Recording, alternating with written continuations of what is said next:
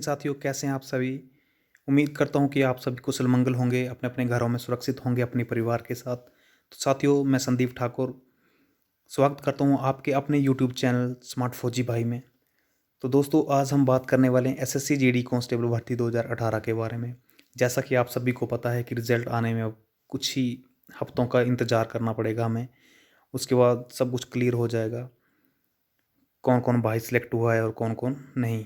तो दोस्तों, आज जो मैं आपके लिए वीडियो लेकर आया हूँ, इसमें स्पेशल हम बात करेंगे, क्योंकि आजकल जो है वो सबसे ज़्यादा एसएससी जीडी का यही मुद्दा चला हुआ है। एक तो रिजल्ट का, और दूसरा अभी बीच में एक बहुत ही ज़बरदस्त मुद्दा हमारे सामने आ रहा है, वो है और रिजेक्शन स्लिप से। ठीक है, रिजेक्शन स्लिप बहुत सारे कैंडिडेट्स को आ रही हैं। वो रिजेक्शन स्लिप क्यों आ रही हैं, इसके पीछे क्या कारण है, इस वीडियो में मैं पूरी चर्चा करूँगा।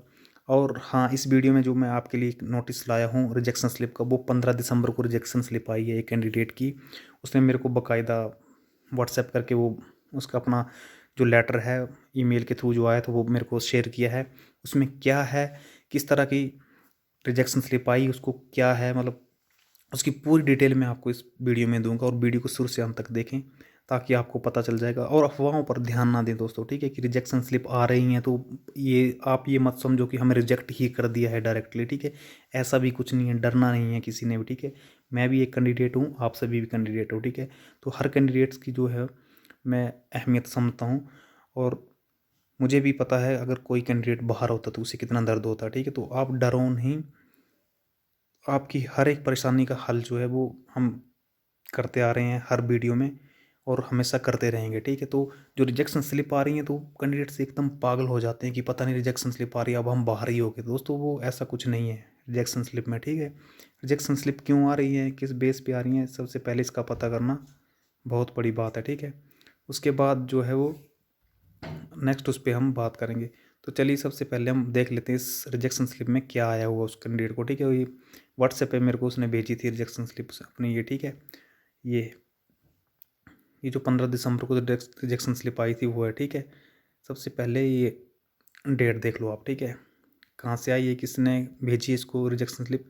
यहाँ पर कैंडिडेट की डिटेल है वो मैंने हाइड कर दी दोस्तों। किसी को भी हम किसी पब्लिक प्लेटफॉर्म पर मतलब उसकी डिटेल जो है वो शो नहीं कर सकते हैं। ठीक है, कोई रीज़न होते हैं, सिक्योरिटी रीज़न, उसके अकॉर्डिंग। तो ये देखो आप। ठीक है, रजिस्टर्ड भारत सरकार, गवर्नमेंट ऑफ इंडिया, गृह मंत्रालय, महानिदेशालय Assam rifle, directorate general Assam rifle Shillong. ठीक है, तो मतलब कहाँ से आया हो इसको, ये शिलोंग असम राइफल के थ्रू आया हुआ इसको। ठीक है, 15 दिसंबर को आया हुआ है, डेट देख लो आप। ठीक है, अब नीचे इसमें देखते हैं क्या है।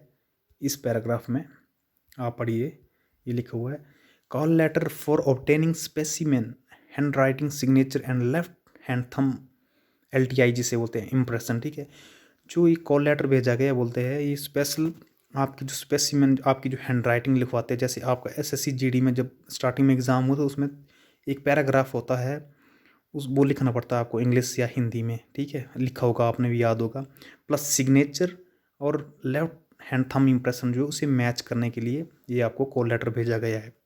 अब नीचे पढ़ते इसमें क्या है दूसरे पैराग्राफ में, number 1, it is intimated that you have been found qualified in all recruitment process of combined recruitment of constable general duty in CAPF, SSF, NIA and rifleman GT। ठीक है, तो इसे ये बोला जाए, आपको सूचित किया जाता है कि आप जो SSC GD की जो कंबाइंड रिक्रूटमेंट थी ये जनरल ड्यूटी की CAPF की, उसमें आपको हर स्टेज में जो क्वालिफाई कर दिया गया है। ठीक है, हो चुके हो, मतलब आप क्वालिफाई हो चुके हो। ठीक है, हाउ एवर किसी तरह during security of your dossier at regional recruitment centre group centre CRPF Guwahati you have been earmarked as suspected candidate. ठीक है, यहाँ पर अब थोड़ा बड़ा कर देता हूँ मैं। ठीक है, यहाँ पर ये क्या लिखा हुआ है आप इसे ध्यान से पढ़िए। ठीक है, हाउ एवर किसी तरह डोरिंग स्क्रूटनी, जब आपकी जो भर्ती चल रही थी उसमें योर डोजियर जो आपके डोजियर जो डॉक्यूमेंट्स वगैरह थे। ठीक है, उसमें at regional recruitment centre group centre CRPF Guwahati, Guwahati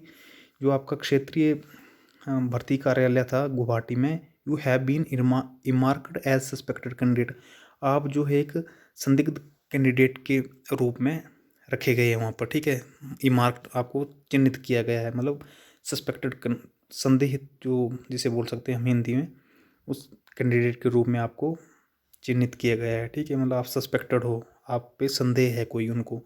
as per the direction of regional recruitment centre, जो रीजनल रिक्रूट क्षेत्रीय जो आपका भर्ती कार्यालय है, उसकी दिशा निर्देशों के अनुसार it has imperative to obtain your specimen handwriting signature and left hand thumb impression for ratification and anomalies. ये बोला है कि आपको जो है वो आपके जो है स्पेसिमेन हैंडराइटिंग जो है और प्लस सिग्नेचर और बाएं हाथ का जो थंब इम्प्रेशन है उसमें जो रेटिफिकेशन है, आपका जो विश्लेषण है उसमें मतलब और पुष्टिकरण किया जाएगा, ठीक है। उसमें एनोमैलीज जो उसमें कुछ त्रुटियां हैं उसको फिर से पुष्टिकरण किया जाएगा, इसके लिए आपको बुलाया जाएगा वहाँ पर। Hence you are advised to report to headquarter directorate general Assam rifle Laitkor Shillong Meghalaya. ये पिन कोड है उसका आगा 793010 ऑन 6 जनवरी 2021 8 आवर्स, ठीक है। तो आपको मतलब ये सलाह दी जाती है कि आप headquarter director general Assam rifle Laitkor Shillong Meghalaya में 6 जनवरी 2021 को सुबह 8 बजे पहुंचाएं for obtaining specimen handwriting signature and left thumb impression. किसके लिए? आपकी जो हैंडराइटिंग है वहाँ पर वो चेक करी जाएगी, मैच की जाएगी सिग्नेचर और लेफ्ट बाएं हाथ का जो अंगूठा है उसे मैच करवाने के लिए। Please ensure that this is the final opportunity, इस लाइन को ध्यान से पढ़िए दोस्तों। This is the final opportunity is being given to you. आप विश्वस्त हो जाएं, कृपया विश्वस्त हो जाएं कि भाई ये आपको जो है अंतिम चांस दिया जा रहा है, अंतिम मौका दिया जा रहा है टू रेक्टिफिकेशन ऑफ एनोमलीज। जो भी आपकी कुछ त्रुटियां हैं उसको पुष्टिकरण करने के लिए आपको जो अंतिम चांस दिया जा रहा है। If you don't report this directorate on given date and time, अगर आप इस डायरेक्टोरेट पर जो दिया हुआ आपको एड्रेस उस पर आप टाइमली जो है रिपोर्ट नहीं करते थे, your result and offer of appointment will be withheld and no further representation in this regard will be entertain letter.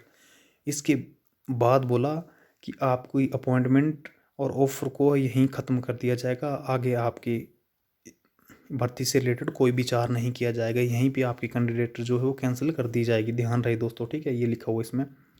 और नंबर 3 पैराग्राफ में you are also advise to note that, जो आपको ये सलाह दी जाती है इसे आप नोट कर लो।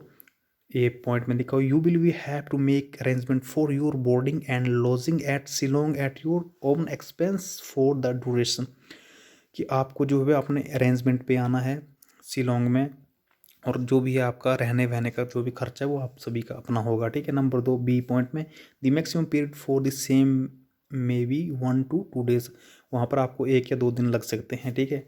सी में बोला हुआ है, know travelling allowance daily allowance TAD will be admissible, आपको कोई भी जो है आने जाने का जो है वो भत्ता नहीं दिया जाएगा, ठीक है। ट्रैवल अलाउंस यात्रा का कोई भत्ता आपको नहीं दिया जाएगा। अब नीचे डी में देखिए, डी पॉइंट में बोला, please carry one of the photo bearing identity proof such voter card Aadhaar card pan, कोई भी आपका एक फ़ोटो सहित आधार मतलब पहचान पत्र होना चाहिए, वोटर ID कार्ड हो, चाहे कोई भी पैन कार्ड हो, ड्राइविंग लाइसेंस हो, कोई भी एक चलेगा वहाँ पर, ठीक है। ई पॉइंट में देखो आप, the Assam rifle will not be held responsible for any injury loss sustained by you during your journey and stay in Shillong. जो असम राइफल है वो आपकी किसी भी इंजरी या जो यात्रा के समय होगी, आपको कुछ भी आपके साथ घटना घटती उसके लिए असम राइफल जो है आपकी जिम्मेवार नहीं होगी, ठीक है। तो ये चौथे पैराग्राफ में दियो, nearest railway station is Guwahati Assam, it's approx 110 kilometre from Guwahati to Laitkor. जो आपका ये असम का जहाँ पर सेंटर है असम राइफल का वो मतलब गुवाहाटी से 100 किलोमीटर दूर Shillong 10 and mode of transport is through Meghalaya state transport and taxi. Meghalaya की जो लोकल ट्रांसपोर्ट है वो स्टेट का, और टैक्सी वहाँ से आप लैथकोर तक जा सकते हो, ठीक है। ये देख लीजिए, मतलब उसे असम राइफल में बुलाया गया है, ठीक है दोस्तों, असम राइफल में। ओके, तो ये था मेन जो कैंडिडेट का ये रिजेक्शन स्लिप आया हुआ था।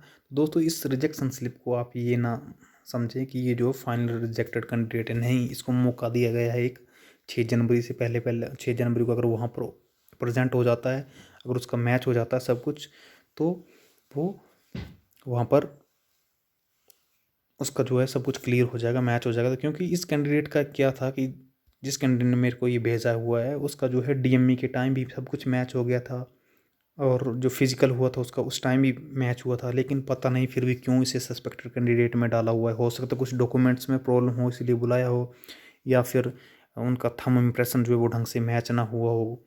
जो थंब इम्प्रेशन उसका एग्ज़ाम के टाइम उस पर लगवाते हैं वो थंब इम्प्रेशन, वो और जो उसने डीएमई के टाइम वहाँ पर बायोमेट्रिक करते हैं वहाँ पर मैच ना हुआ हो, इसलिए जो है उसे सस्पेक्टेड कैंडिडेट में रखा गया दोस्तों। तो वो भाई जो है जिसका भी है ये, वो डरे ना, आराम से जाएं। अगर आप बिल्कुल सही हो तो आपको कोई भी बाहर नहीं कर सकता, ठीक है।